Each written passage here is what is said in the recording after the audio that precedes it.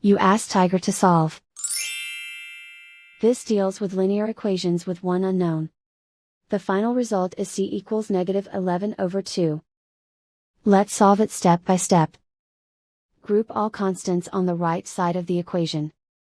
Add 55 to both sides. Group like terms.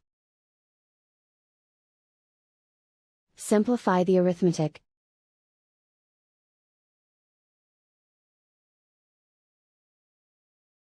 Isolate the c. Divide both sides by -10. Cancel out the negatives. Simplify the fraction. Move the negative sign from the denominator to the numerator. Find the greatest common factor of the numerator and denominator.